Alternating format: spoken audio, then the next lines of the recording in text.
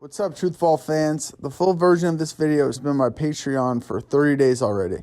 If you want early access and to watch 9 exclusive documentaries that are too real for YouTube, join for only $5.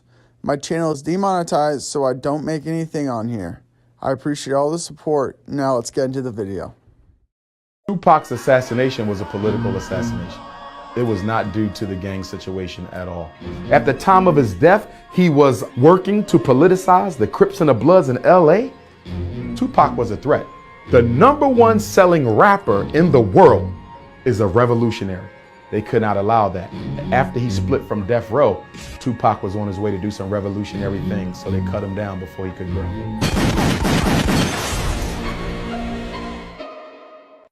Kill that East Coast, West Coast noise, you know what I'm saying? Because that's all it is noise. We trying to hear music and have fun, you know what I'm saying? Not trying to get people popped off. Pac was one of our representatives like Malcolm, like Martin, you know what I'm saying? And now Tupac gone, that was our voice. I've been in the ghettos of America, and they love Pac. You know, they call him the Black Jesus. He was sent here to save us. Stands out as a warrior. He was always, I guess, fighting for a cause of freedom, you know, I guess to get free on the outside when, you know, in reality, the freedom is inside, and he was just dealing with so much.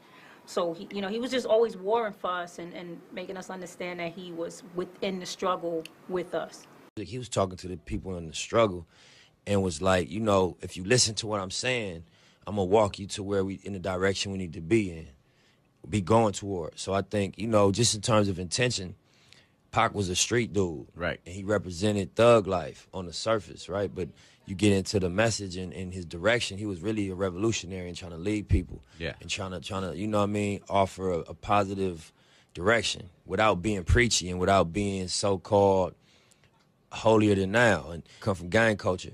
But it's a self-destructive way of life. But that's what we was raised on. And it's a delicate balance to try to say something else to these young people and even to your own generation, because it's contrary to what outside is what's going on. So it's about being strategic and leading people without losing them. And I think Pac was one of the best at that. Tupac was an old soul, an old spiritual soul, knowing things, having the wisdom of someone having been here for 70 years that was shoved into this crazy 17-year-old body. She used to tell me, yeah, but I'm not your typical 23-year-old. And after I knew him for 2 or 3 years, he used to say, put that in the legacy. Write that down in the legacy. And I thought, boy, this ain't no legacy. And it was. This was incredible about Tupac. Tupac died when he was 25. Think about that. You know what I mean? That's incredible. We didn't even recognize how incredible that was. That was incredible. Who does that? Grammys, movies, multiple albums, double albums, and all in a short span of time. And going to jail, shooting at the police, doing all this at the same time. It's called Machiavelli. And when Tupac done the album, he called me and said, look, come to my house right now. It's about 3 in the morning. I go over his house. I was smoking my cigar. He's smoking his cigarettes. He said, look, I want the album cover to be me on a cross. Because I feel I've been being crucified. I'm here to be crucified like Jesus. He said, I'm not climbing religion or nothing, but that's what I feel. And I told him, you know, as usual, I'll handle it for you. So I called Whiskey and he and our art department, and they done it. And I had pictures of my kids set up on my dresser. So when he came in, he was like, oh, yo, these your kids? And I was like, yeah. He was like, man, it's beautiful, Smooth, man. You gonna make a great father, Smooth. And I just looked at him, I said, thanks, man. I said, you too, man. You gonna make a great father. So he was like, nah, Smooth, I ain't gonna be here. He said, I ain't gonna be here long enough to make no kids, man. Look, I'm gonna be gone by the time I'm 25. Nigga straight told me that. He said, I'm gonna be gone by the time I'm 25. I said, nah, let me explain something to you.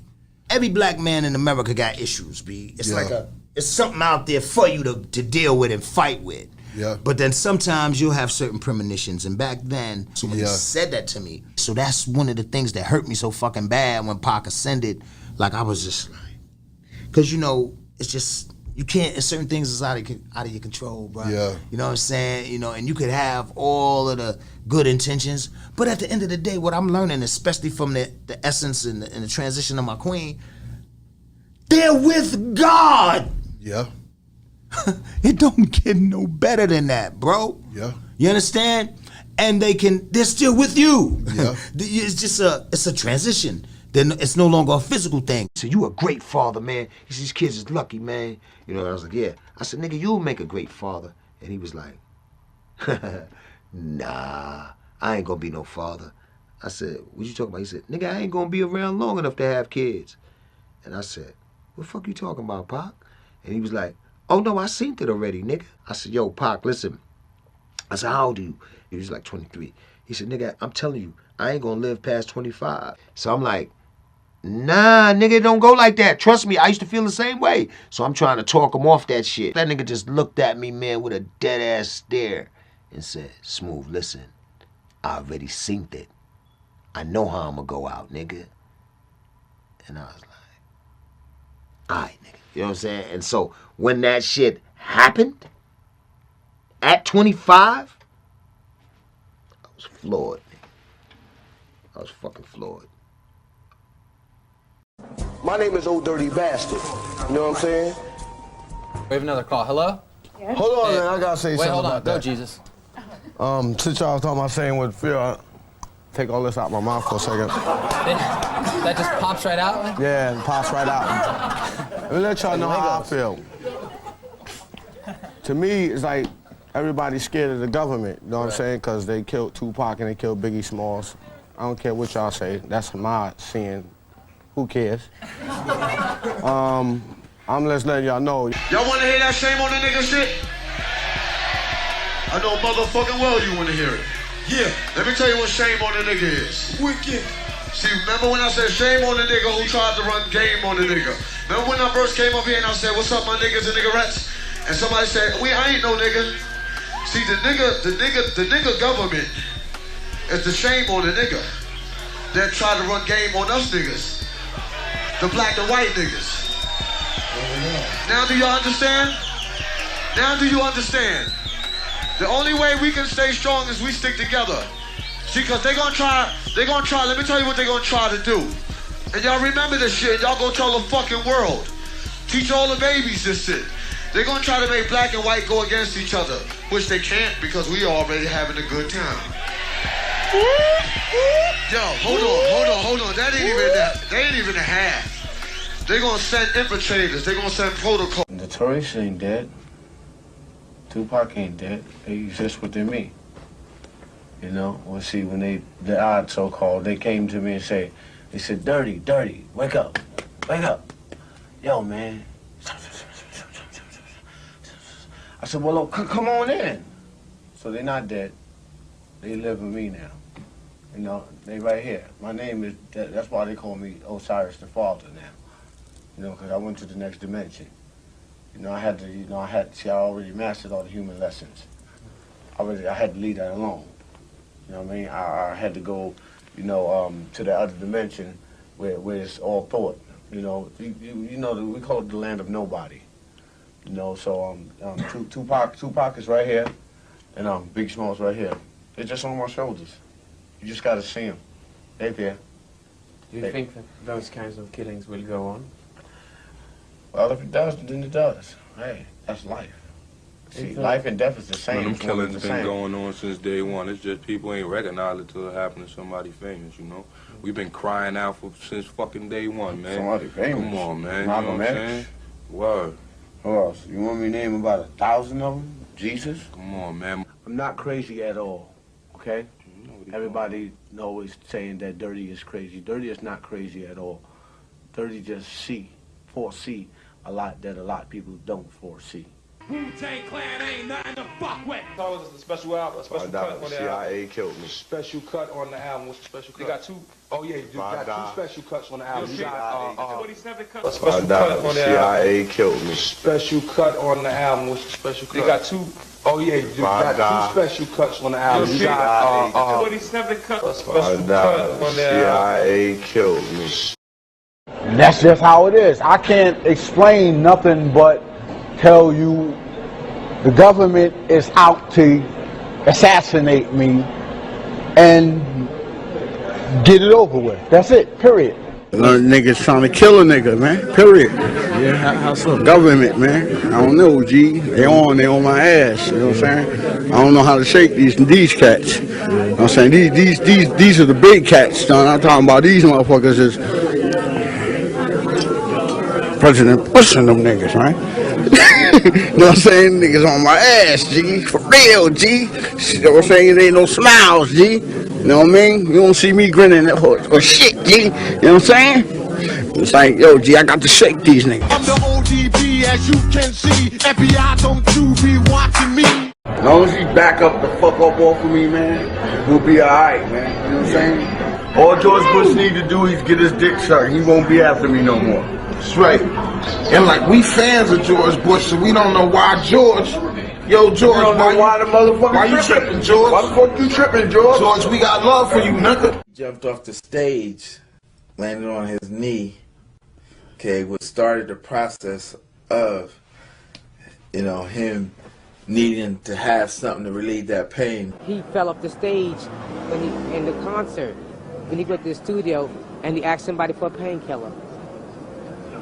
And that's what did it. They gave him the painkiller. And he never woke up. Never woke up. They did that to him for a reason. They wanted to shut him up. All right, peace. Y'all all right out there? Oh yeah, so you know, we just came through to check y'all niggas, you know what I'm saying, to show some love, you know what I'm saying? So y'all niggas enjoy this shit, you know what I'm saying? You know what I'm saying? Us niggas don't know how long we gonna be here, you feel me? So enjoy this shit and enjoy yourselves. And then we out of here.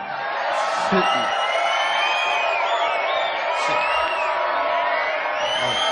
I bust that nigga ass right now. Ain't no none of them niggas can't fuck. What? Nigga, you could never fuck with me, my nigga. Oh, dirty. I'll fuck you up right now. What? Fuck bust your motherfucking ass, boy. I ain't no motherfucking joke. You know who you talking to? Old dirty bastard. You know what I'm saying? I'll fuck you up right now. What? That nigga dirty. Yeah.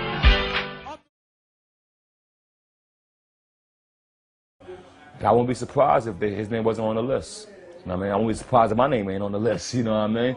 With the whole Wu-Tang, you know what I mean? You know, we different. And sometimes in this country, when you're different and you speak different, you stand out for something different, and you stand up for yourself, they put you on the list. Dirty was that kind of man. He wanted real freedom. He expressed real freedom. So I don't doubt that somebody was on his case. I don't doubt that somebody was ever trying to hurt him. I don't doubt that people was watching him. He used to say the police, the FBI is after him. They were trying to kill him. I believe it. Okay, let's go back to Tupac. There's no way Orlando is going to reach over Dre and do that type of shooting and hit Pac the way he got hit.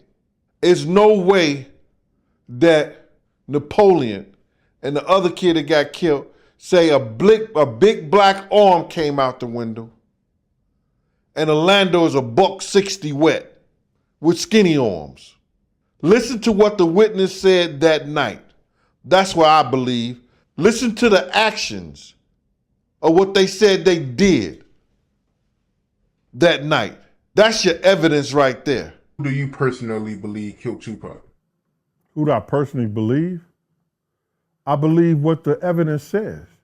The evidence says an eyewitness saw a big black arm come out the window. A big black arm come out the windows. That's what one of the eyewitnesses says, bro. And when the eyewitness speak on, you gotta listen. I'm trying to figure out his name. Gaddafi. Gaddafi. He said, I was right behind the car. A big black arm came out the window.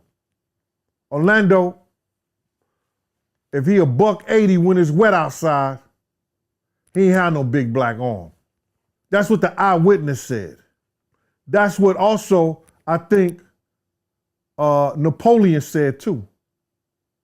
That he was told it was a big black arm that night. So me being an investigator, I'm gonna go with the eyewitness say that they saw that night. I'm not gonna make up nothing. But even his uncle, Keefe D, he's even saying that Orlando is the one that shot Tupac. And you even got ex-cops like Greg Hayden. He's out here saying that Orlando shot Tupac. So I don't know, man. I'm confused, man. You said that you feel like Puffy, he had nothing to do with Tupac getting shot in Vegas, right? But this is how I look at it, right? You trying to tell me, right, that the same people that tried to take a death row chain months prior to Tupac getting shot in Vegas, the same people that Puffy, Biggie, and Bad Boy was using as protection when they came to LA, it's the same people that just happened to get into a fight with Tupac in Vegas. To me, man, that's a hell of a coincidence, man. I don't know, yo. When you say that Puffy had nothing to do with it, I don't know, man. I don't believe anything is coincidental. Why would an individual run and tell the littlest guy in the crew that somebody took his chain when they got all the security around there? Why did he tell Pac? What Pac gonna do? Pac ain't gonna fight his way out of a wet paper bag, bruh. Do you understand what I'm saying? Why would you tell the littlest in the crew that these are the guys who took my chain? All that shit is propaganda and setup, bruh. That's a setup. They was setting that boy up, man. Was it somebody from Bad Boy that told Pac that the guy over there, Orlando Anderson, was the guy who was trying to rob them? Was it somebody from Bad Boy or was it somebody from Death Row? It was somebody from Death Row. Okay. Why would somebody from Death Row tell Pac, the littlest in the crew, that the dudes over there who tried to rob me is over there on the other side of the casino, by the elevators or whatever? Did anybody ever question him? Why did you tell Pac? Who told you to tell Pac? Why you didn't go tell Suge? Why you didn't tell one of the bouncers, one of the securities, one of the bodyguards? Why you gonna tell the man who make all the money for us? Remember them bitch ass niggas that jumped me in the mall? Left corner pocket right now on Pyru. You already know what time it is, nigga. Hold on, Pop. Hold up, blood. Hey, hold up. Look. Hey, wait up. Come on. Yo, hold up, though, man.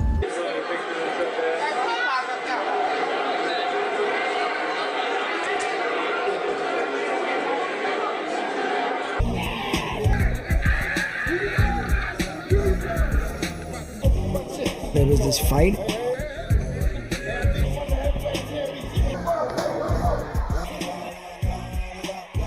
It's on video. Everyone has seen it. And next thing you know, all you niggas die. Did you kill Tupac Shakur? I didn't kill Tupac.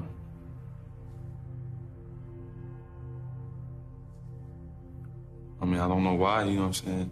They would even say something like that. Tonight, he's helping director John Singleton to research a film on slaying rapper Tupac Shakur. We gotta go back.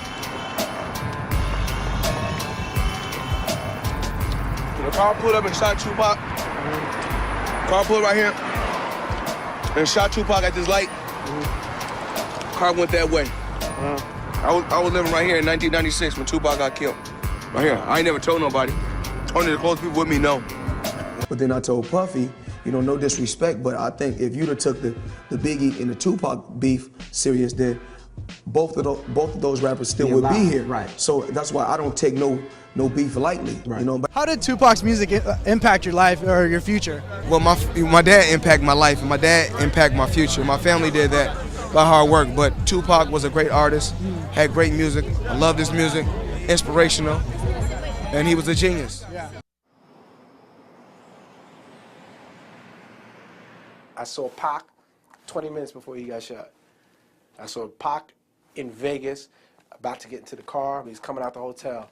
And we walked off, and we got in the cab, and they got in the Bentleys and all that other stuff. And, you know, we went on to another party, and 20 minutes later, we heard Pac got shot.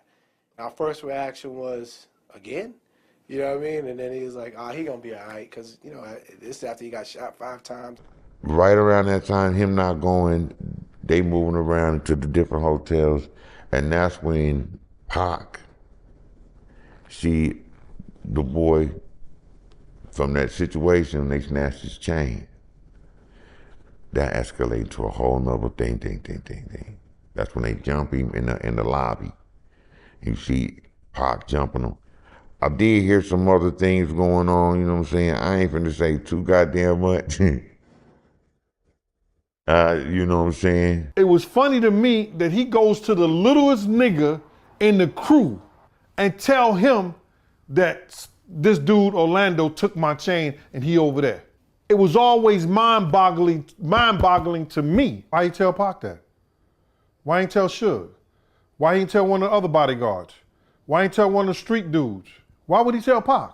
Did anybody ever ask him, why did you tell Pac? Why didn't you tell Suge? Because Suge gave him the chain. Why you ain't tell one of those other guys? Why you ain't tell Pac bodyguard? He felt love from my niggas over there. Being affiliated with the mob. He felt love because Suge, with the situation and getting him out of jail and whatever. And then Suge took him to the neighborhood and niggas accepted him. Coming out of jail, feeling like, nobody was down for a motherfucker and whatever. When you have niggas accept you, especially on the neighborhood tip, you have a sense of belonging. I mean, I probably would have done the same situation, Did the nigga do something to me? No. But you're now my homie. You get me? You the homie. Nigga, I done smoked with you, broke bread with you. We done kicked it. We done fucked bitches together. We done did all kind of shit. So if it's some niggas who done snatched your chain, and then that's a chain that represents who we are, and then you point a nigga out like that's one of the niggas who snatched my chain, we probably gonna take off on the nigga too. And I'm probably gonna be included. A nigga tell me, hey, yeah, man, that's the nigga that took my watch or stole my phone. And we see the nigga and it get ready to crack. I'm not gonna stand there like, oh yeah, nigga, that's your beef. You get me? No, nigga, we finna get down. It's the sense of when you feel that love and you feel that acceptance, you get me, from there, especially from hood niggas. You get me? Man, these niggas is claiming the hood, and man, these niggas accepted me, and I'm feeling like I'm from the hood, and we all, we doing this together and we doing this together. So, and then you heard it in a couple of Pac's raps. He would scream out MOB and blood this and whatever that. You heard it in his raps. So to me, it was him trying to show his appreciation to the niggas from the mob. You get me? I feel loyal to them. You get me? They accepted me in. You like, man, nigga, you one of us. And then he showed his loyalty by what? Oh, that's the nigga that jumped you? I'm in there too. But then in the end, now that other hood look at you as representing a neighborhood. So now what do we do about that? Because he wanted to show his loyalty to the mob, and he got caught up in some shit that it's not a joke. You get me? Niggas take this gangbanging shit real seriously. Nigga, my life is this hood shit. And I done got jumped by not only this rap dude, you get me, but they're the opposing enemy. They from the other side. So that's rule number one. That's where it really comes down to. You got jumped by the enemy or the opposing side. You get me? So your mind state is already get back. I don't give a fuck. I drove down there to the hospital because I wanted to see my nigga, you know what I'm saying, make sure he was straight. I'm thinking that he was gonna make it.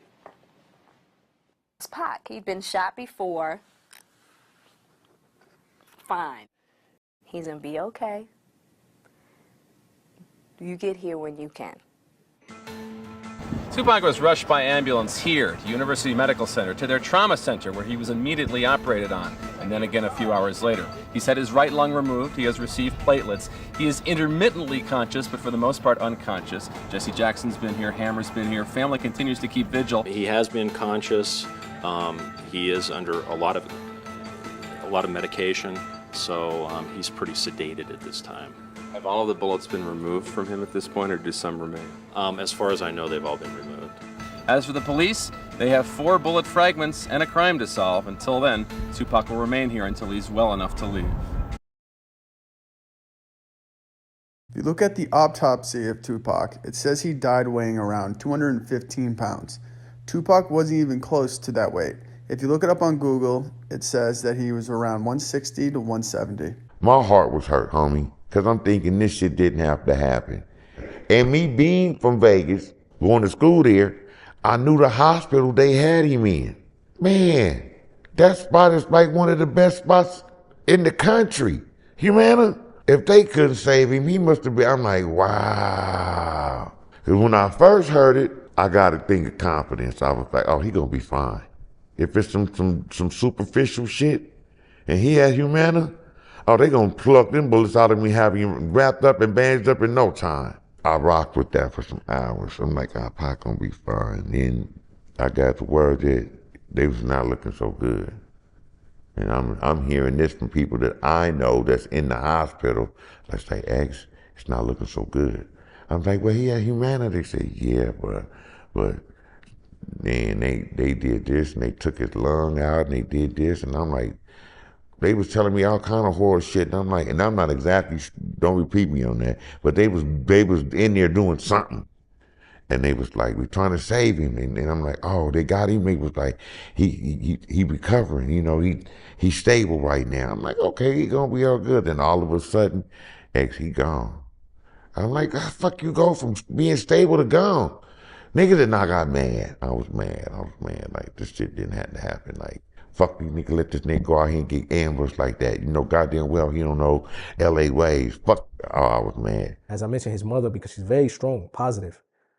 And the way she was explaining to us, he's okay, he's going to be okay. And I think everybody thought he was going to pull through. And I also want to clear up something, because it might have been one of your interviews where I said that she pulled the plug. And I think a lot of people didn't understand, or maybe I didn't explain it correctly. He died on the table one time in surgery 3 times, and they kept bringing him back to life multiple times. I try my best to be clear as possible, but I know it happened multiple times. And after a while, his mother was like, you know what, just let him go. Why he would have been here if she wouldn't have pulled the plug? No. You know what I mean? She lost him so many times, and the doctor kept trying to. So after that, the mother seen this. Imagine your mother seeing this, her child. To a mother, that will always be her baby. You understand? So when she kept seeing this, and that's when she like, you know what? Just if you don't bring him back to life this time, and if they was whatever they was doing with the shock, them things. She like just leave it alone. It was more on that, not her walking into the hospital saying, you know what? Pull a plug, let's go home. It wasn't like that. That's when she was like, you know what? He fought long enough. Let him go. You know what I mean? That's what her mindset was. So of course it doesn't matter what condition he was in. We wanted to see him survive. Like Pac was like a big brother to me, man. He took me out of the hood. He helped my family. So it doesn't matter what condition he would have been in. I wanted to see him survive. When you genuinely care about a person, you don't care if he have one lung, he doesn't have a leg. We want him with us. You know what I mean? Even if it's never rap again. You understand? So we wanted to see him survive. I think she mentioned before, like knowing how powerful he was, he would have been upset. He would have been upset because losing a lung, he probably would have never been able to rap again. Losing a finger, she said, and she know her son, like Pac is a very prideful individual, so he probably could have been bitter. He probably would have survived and been like, you know what? You know what I mean? Why, But I think the situation, everything happened the way God wanted it to happen. Everything is written, man. So the day that Pac died, it was written that he would die that day. You can't blame the mother. You can't blame, he died. You know what I mean? This is from the creator of the heavens and the earth, that written for him, Some people believe Puff Daddy was behind the death of Tupac. Let's go down that rabbit hole real quick. Puff is guilty of putting it out there. He met with Keefe D. According to Keefe D book, Keefe D interview on Vlad, and said that he met with Puff at a sandwich shop, and Puff told him he would give him $1 million if they killed Suge and Tupac.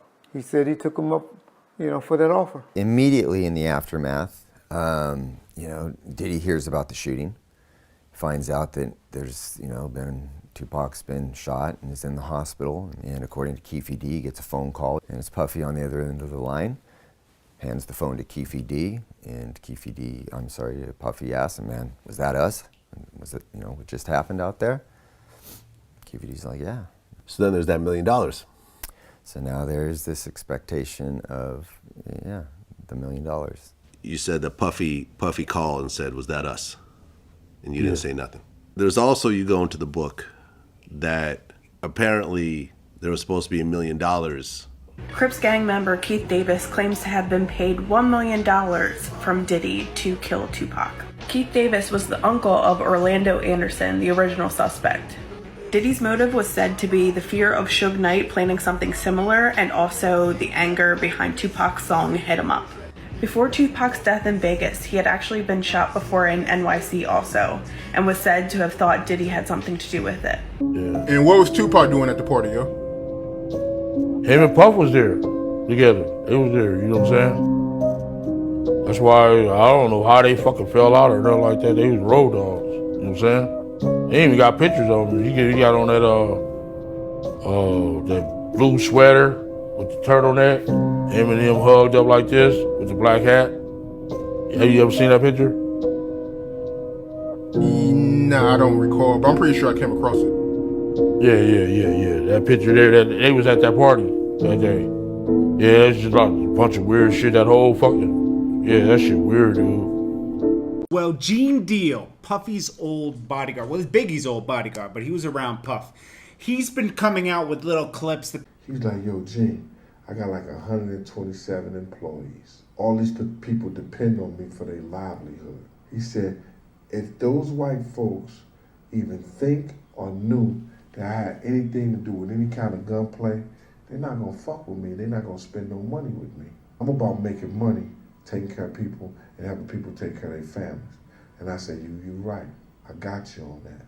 He said, but I'm tired of living like this. And as he was going up the steps, this came out of his mouth verbatim. He said, I don't give a fuck if Pac gotta die. I don't give a fuck if Big gotta die. I don't give a fuck if Suge Knight gotta go to jail.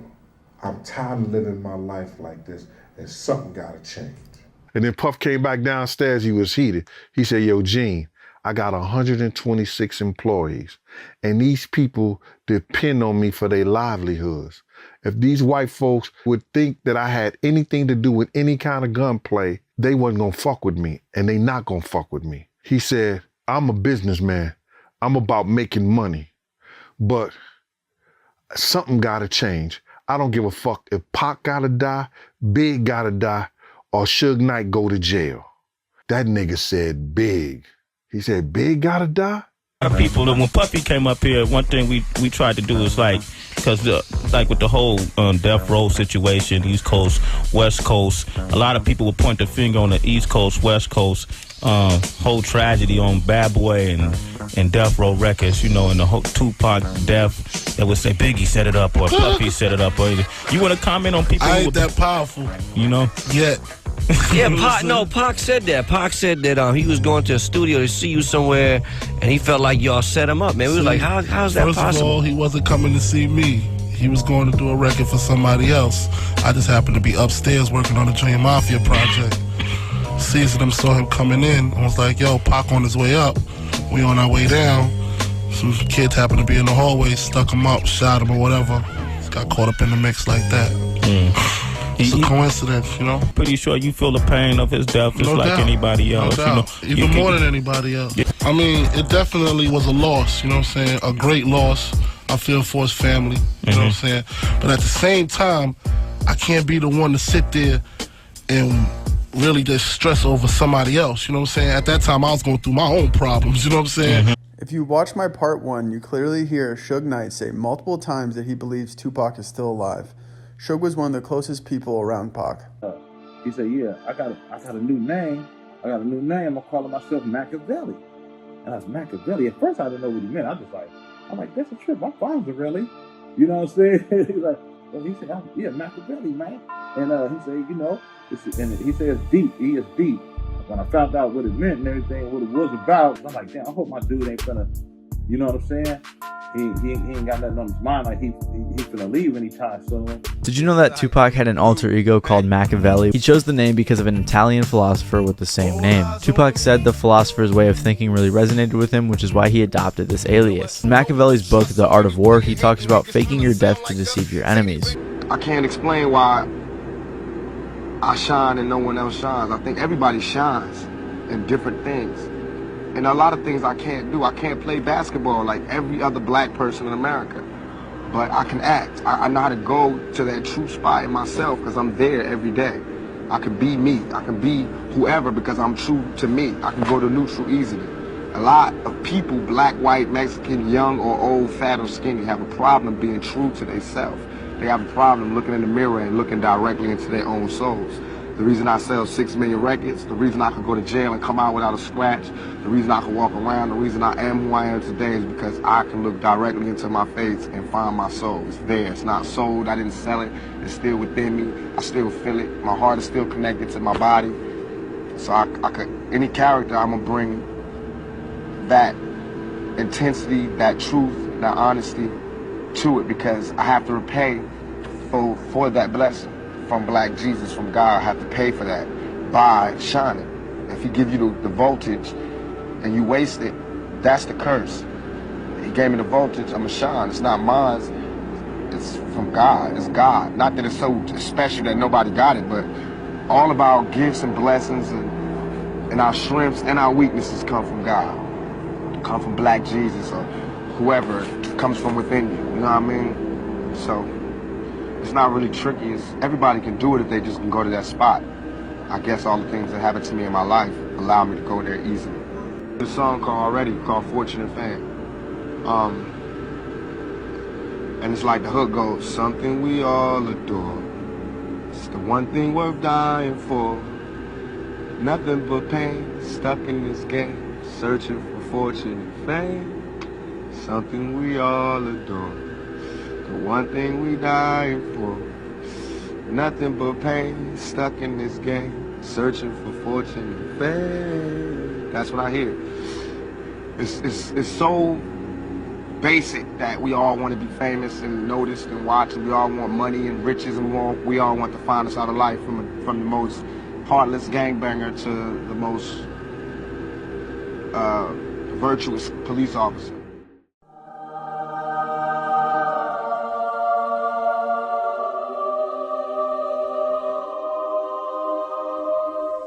If you would like to support my channel, join my Patreon for only $5 for exclusive documentaries you won't find on YouTube. Link will be in the description. Subscribe with notifications on.